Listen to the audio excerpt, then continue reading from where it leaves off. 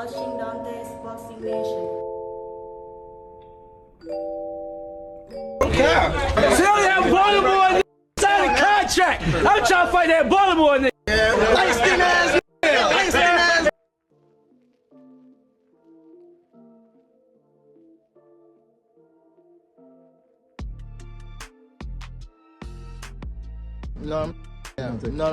No, I'm talking about after this year. So some fights can still happen, but after this year, I'm out of. Can we see you with Shakur before you go? For what? Who have Shakur? What have Shakur done? What have he done in the sport? He haven't done nothing. The young one is looking more better than him. The Keyshawn. Keyshawn looking way more better than this. So I keep screaming this nigga. He haven't done nothing. Keyshawn haven't even done nothing. Now, there's one thing that Gervonta knows more than anything else. It's boxing. And in that clip right there, he confirmed what I had already been saying, and I think a lot of people have been saying to themselves, which is Keyshawn is more of a problem than Shakur Stevenson is. You know, even when Coach Kenny came out right after Keyshawn knocked out Lemos, and the first thing Keyshawn did was call out Gervonta Tank Davis. And I remember Gervonta's trainer, Kenny, he responded to Keyshawn by saying, you need to fight Andy Cruz. That's the fight that I want to see, right? Kenny Ellis, he was matchmaking, and he said that's the fight he would like to put together. When you say something like that, that is the biggest compliment you could give to Keyshawn Davis, especially considering the fact that Keyshawn's last fight against Lemos, that was a title eliminator.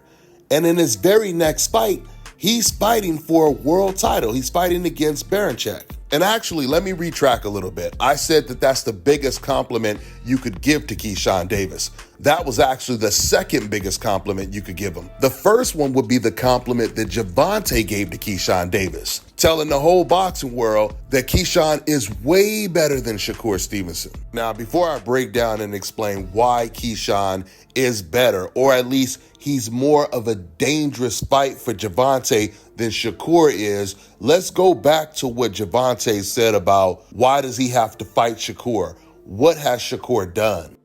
Now, this is always a really confusing topic when it comes to Gervonta and his whole team because they're always saying different things. I was looking for the clip, but I couldn't find it. But you guys might remember when Gervonta was training for the Frank Martin fight, Ellie Setback, he asked Gervonta, who do you want to fight next?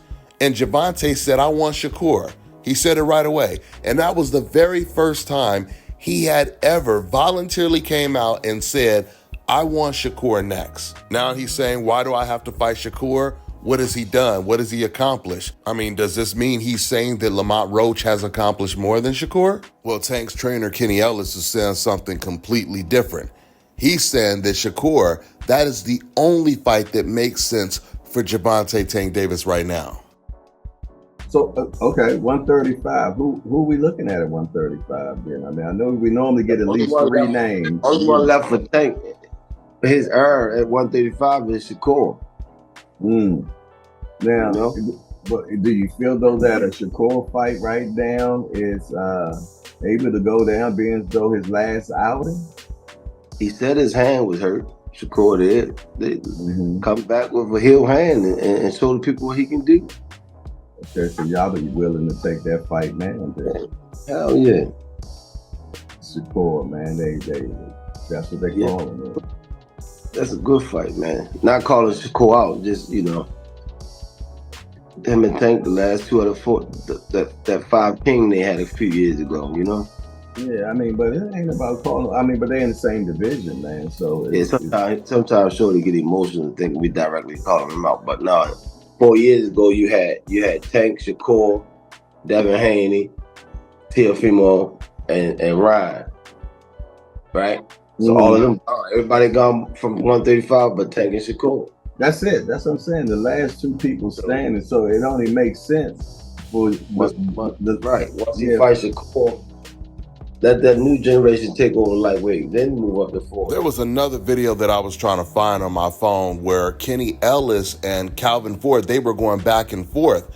Calvin Ford, he was saying that Gervonta doesn't have to fight Shakur because that's not the biggest fight out there. And Kenny Ellis was challenging him. He kept asking him, what fight is bigger than the Shakur fight? And Calvin could never answer the question. Something else that was revealed at this press conference, Steve Espinoza, he actually came out and said that they had sent Shakur Stevenson an offer. So while Gervonta is saying he doesn't have to fight Shakur, Steven Espinoza is saying we've already sent an offer to Shakur. So I don't know what's going on in Gervonta Tank Davis's camp. Now, and I have a lot more to say on this topic, but I got to go ahead and wrap this video up. That's all I got for now, guys. I'm on to the next one.